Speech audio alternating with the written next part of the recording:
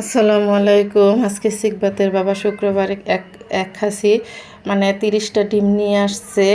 তাই ডিমগুলো ধুয়ে পরিষ্কার করে নিলাম। আর এদিকে মুরগির মাংস বের করে নিছি, আর একটা ইলিশ মাছ বের করে নিলাম। ছেলে বলতেছে আজকে বিরিয়ানি খাবে, তাই আমি বিরিয়ানি রান্না করব।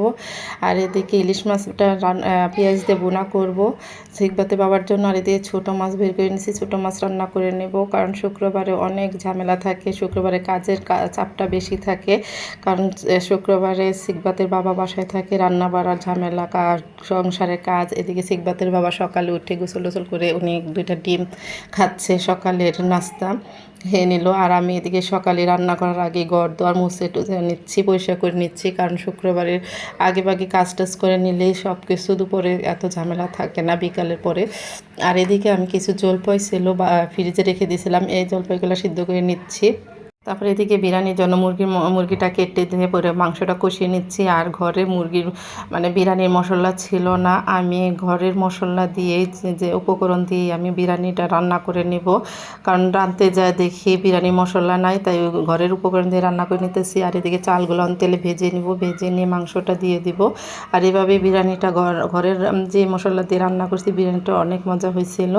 আর এইভাবে ঘরের মশলা দিয়ে বিরিয়ানি রান্না করলে আমি মনে করি ভালো হয়। আর এই তো সিকবাতের বাবা আমার জন্য একটা দই নিয়ে আসছিল, মিষ্টি দই, এটা বলতেছে তুমি খাও, তাই আমি একটু রান্না করতেছি আর খাইতেছি।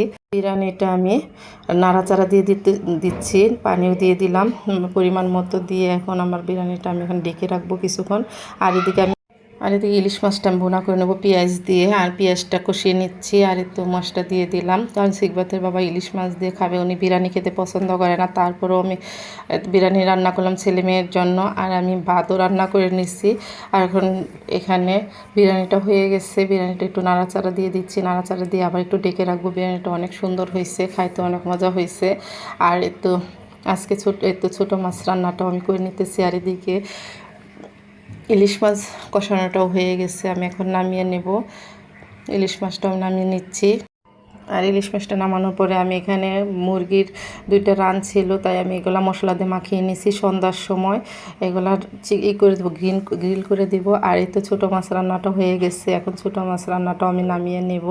আর এদিকে সিকবাতের বাবা নামাজ পড়েও চলে আসছে, আমিও গোসল করে নিচ্ছি। এদিকে এখন খাওয়া দাওয়া শুরু করে দিছি, খেতে বসছি। আমি আর সিকবাত একটু বিরিয়ানি খাচ্ছি। খাওয়া দাওয়া শেষ একটু রেস্ট নিয়ে তারপরে আবার সন্ধ্যার সময় ওদের জন্য চিকেন এটা ফ্রাইটা করে নিতেছি, মানে গ্রিল করে নিচ্ছি, একটু পোড়া করে নিয়ে তারপর ছেলে মেয়েকে দিলাম। আজকের চিকেন গ্রিলটা কেমন হয়েছে অবশ্যই কমেন্টে জানাবেন, আর একটা লাইক শেয়ার দিয়ে দিবেন। আসসালামু আলাইকুম।